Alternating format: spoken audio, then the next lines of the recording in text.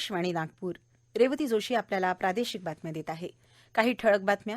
देशाचा वर्ष 2021-22 साठीचा सामान्य अर्थसंकल्प केंद्रीय अर्थमंत्री निर्मला सीतारामन यांनी आज लोकसभेत सादर केला.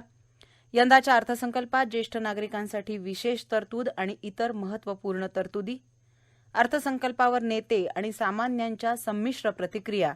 आणि नागपूर मेट्रोच्या दुसऱ्या टप्प्यासाठी अर्थसंकल्पात भरीव तरतूद. दुसऱ्या टप्प्याच्या कामाला गती मिळणार. केंद्रीय अर्थमंत्री निर्मला सीतारामन यांनी देशाचा 2021-22 या आर्थिक वर्षाचा अर्थसंकल्प आज सादर केला. यंदा अर्थसंकल्पाच्या प्रतींची छपाई करण्यात आलेली नसल्यानं देशाचा हा पहिला डिजिटल अर्थसंकल्प ठरला. निर्मला सीतारामन यांनी यंदा तिसऱ्यांदा अर्थसंकल्प सादर केला. यंदाचा अर्थसंकल्प हा आरोग्य आणि सुबत्ता, भौतिक आणि आर्थिक भांडवल तसंच पायाभूत सुविधा, आकांक्षी भारतासाठी सर्वसमावेशक विकास, मनुष्यबळाला पुनर्संजीवनी, नवोन्मेष आणि संशोधन तसंच विकास, त्यासोबतच किमान सरकार कमाल प्रशासन या 6 मूलभूत तत्वांवर आधारलेला आहे. 50,000हून अधिक शाळांना सक्षमीकरण करणार असल्याची घोषणा अर्थमंत्री निर्मला सीतारामन यांनी केली. राष्ट्रीय शिक्षण धोरणाची अंमलबजावणी अधिक कार्यक्षमतेनं करणार असल्याचं त्या म्हणाल्या. पोस्ट मॅट्रिक स्कॉलरशिप अंतर्गत येत्या 6 वर्षांसाठी 35,290 कोटी रुपयांची तरतूदही करण्यात आली. आदिवासी विभागात 750 निवासी एकलव्य शाळा उभारायचं लक्ष्य या अर्थसंकल्पात मांडलं गेलं. याकरता प्रत्येक शाळेच्या उभारणीसाठीची तरतूद 20 कोटींवरून 38 कोटींपर्यंत तर डोंगराळ आणि अतिदुर्गम भागासाठी 48 कोटी रुपयांपर्यंत वाढवण्यात आली. राज्य सरकार, सामाजिक संस्था आणि खासगी शिक्षण संस्थांच्या भागीदारीतून 100 नव्या सैनिकी शाळाही यंदाच्या अर्थसंकल्पात प्रस्तावित आहेत. प्रादेशिक भाषांना प्रोत्साहन देण्यासाठी राष्ट्रीय भाषांतर मिशन सुरू करणार असल्याचं तसंच गगनयान अभियानासाठी 6 भारतीय अंतराळवीरांना रशियात प्रशिक्षित करणार असल्याचं सीतारामन यांनी सांगितलं. रेल्वे मंत्रालयासाठी 1,10,055 कोटी रुपयांच्या तरतुदीची घोषणा सीतारामन यांनी केली. रेल्वेच्या विकासासाठी भारतीय रेल्वेनं राष्ट्रीय रेल्वे योजना 2030 तयार केली आहे. या योजनेअंतर्गत भविष्यात रेल्वेसेवेत तंत्रज्ञानाचा वापर वाढवला जाईल असं त्या म्हणाल्या. रेल्वेच्या ब्रॉडगेज मार्गांचं 100% विद्युतीकरणाचं काम डिसेंबर 2023 पर्यंत पूर्ण केलं जाईल. मानवी चुकांमुळे होणारे रेल्वे अपघात टाळण्यासाठी उच्च घनतेचे रेल्वे जाळे आणि सर्वाधिक वापराच्या रेल्वे मार्गांवर स्वदेशी बनावटीचे स्वयंचलित रेल्वे संरक्षण प्रणाली दिली जाईल अशी घोषणा त्यांनी केली. यंदाच्या अर्थसंकल्पात पेट्रोलवर 2.5 रुपये तर डिझेलवर 4 रुपयांचा कृषी पायाभूत सुविधा विकास अधिभार लादण्यात आलाय. मात्र मूलभूत उत्पादन शुल्क आणि विशेष अतिरिक्त उत्पादन शुल्काचे दर कमी करण्यात आले आहेत. यामुळे सर्वसामान्य नागरिकांना या दरवाढीचा फटका सहन करावा लागणार नाही असं अर्थमंत्री म्हणाल्या. जानेवारी 2021 मध्ये देशातील वस्तू आणि सेवा कराचं उच्चांकी संकलन झालं असून ते सुमारे 1,20,000 कोटी रुपयांच्या घरात पोहोचलंय.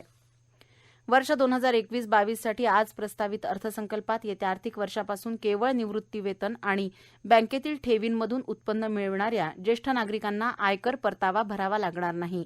या नागरिकांचा कर बँका स्वतःहून कापून घेतील.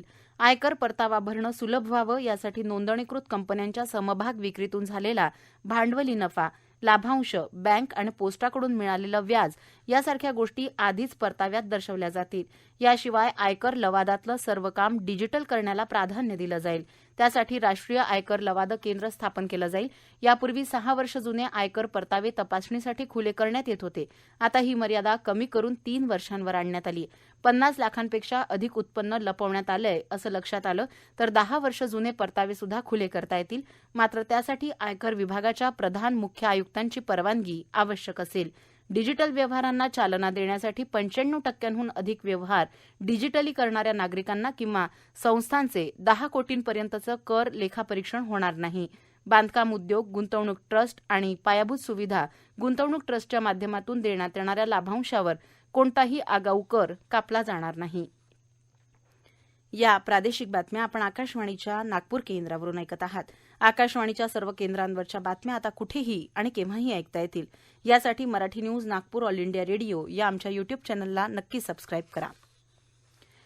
पंतप्रधान नरेंद्र मोदी यांनी यंदाच्या अर्थसंकल्पावर आपली प्रतिक्रिया व्यक्त करताना सांगितलं की या अर्थसंकल्पात वास्तविकतेची जाणीव आणि विकासाचा आत्मविश्वास आहे आणि यातून भारताचा आत्मविश्वास दिसून येतो.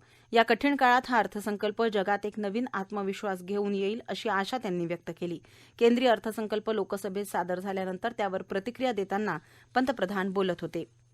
केंद्रीय रस्ते वाहतूक मंत्री नितीन गडकरी यांनी आज केंद्रीय अर्थसंकल्पात वाहन स्क्रॅपिंग पॉलिसीचं स्वागत केलं आहे. त्यांनी सांगितलं की देशात 20 वर्षांपेक्षा जास्त जुनी असणारी 51 लाख हलकी वाहनं असून 15 वर्षांपासून जुनी 34 लाख वाहनं आहेत. या वाहनांमुळे 10 पटीनं प्रदूषणामध्ये वाढ होते.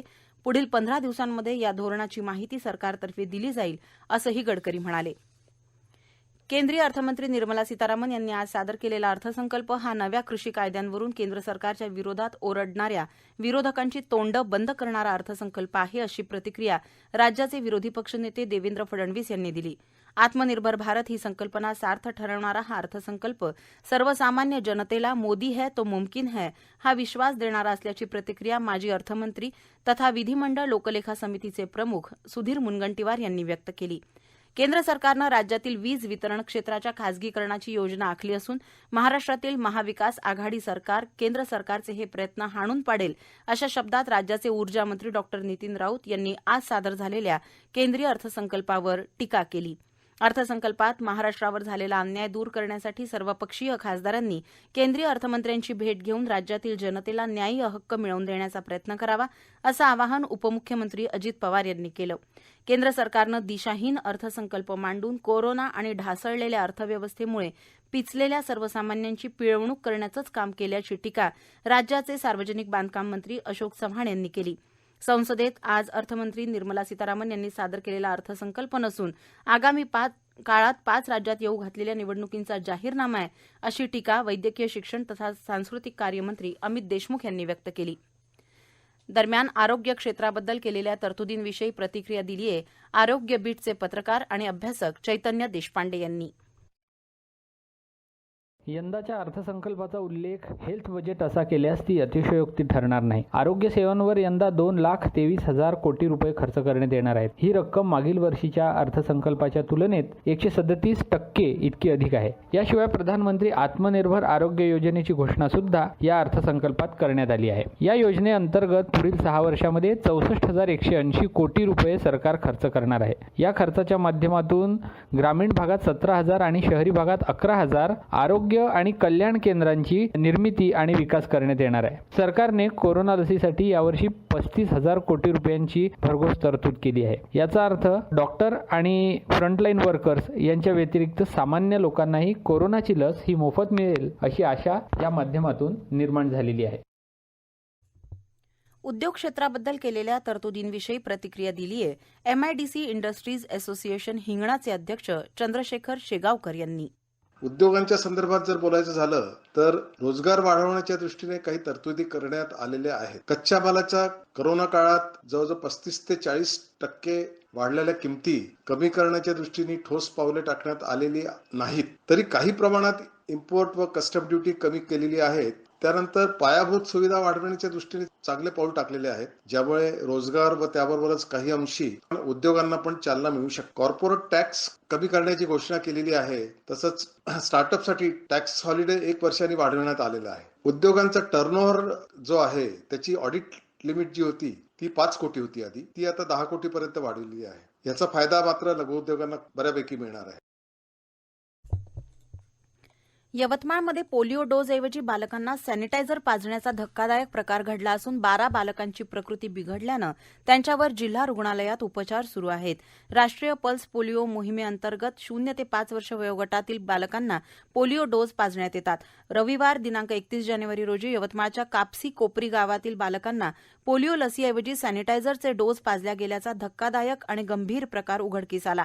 रात्रीच्या वेळी काही बालकांना मळमळ आणि उलटीचा त्रास होऊ लागल्यानंतर बांबोरा प्राथमिक आरोग्य केंद्रातून पोलिओची डोस घेतलेल्या 12 बालकांना यवतमाळ जिल्हा रुग्णालयात दाखल करण्यात आलं. पोलिओ लसीकरण करतेवेळी संशय आल्यानं गावच्या सरपंचांनी ही लस तपासली असता ते सॅनिटायझर असल्याचा प्रकार उघडकीस आलाय. यंदाच्या अर्थसंकल्पात राज्यातील नागपूर मेट्रोच्या दुसऱ्या टप्प्यासाठी 5,976 कोटी रुपयांची तर नाशिक मेट्रोसाठी 2,092 कोटी रुपयांची तरतूद केली असल्याचं अर्थमंत्री निर्मला सीतारामन यांनी सांगितलं. नागपूर मेट्रोच्या दुसऱ्या टप्प्यासाठी नवतंत्रज्ञान आणण्याची घोषणाही त्यांनी केली. नागपूरची फेज 2 ही कामठी, कापसी, हिंगणा, मिहान आणि बुटीबोरी या शहराच्या बाहेरील टप्प्यांना समाविष्ट करेल. नागपूर मेट्रो रेल्वे प्रकल्पाचा दुसरा टप्पा हा 43.8 किलोमीटर लांबीचा असून यामध्ये 32 मेट्रो स्टेशन्सचा समावेश आहे.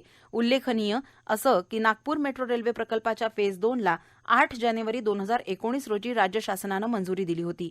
दरम्यान नाग विदर्भ चेंबर ऑफ कॉमर्सचे संधी लेखापाल यश वर्मा यांनी नागपूर मेट्रो फेज 2 ला दिलेल्या निधीबद्दल अशी प्रतिक्रिया व्यक्त केली आहे. तो वो 2023 तक का फेज 2 का प्रोजेक्ट के लिए बहुत बड़ी अपने को बूस्टअप मिलेगा फाइनेंशियल वे के थ्रू, जिससे कि वो प्रोजेक्ट तुरंत कंप्लीट हो सकेगा. इसके अलावा हम लोग अगर इकोनॉमी पे इसका डायरेक्ट इम्पैक्ट देखते हैं, in metro project say economy में क्या इम्पैक्ट आता है, तो इन कंपनीज के जो वेंडर्स हैं, ये वेंडर सारे लोकल वेंडर्स होते हैं. Local vendors means Nagpur, Vidarbha, Maharashtra या सेंट्रल इंडिया के वेंडर्स रहते हैं. तो इन सारे जो एंसिलरी यूनिट्स रहती है, उन यूनिट्स का भी थोड़ा सा टर्नओवर बढ़ेगा, बिजनेस बढ़ेगा. याबरोबरच आजचं प्रादेशिक बातमीपत्र संपलं. नमस्कार.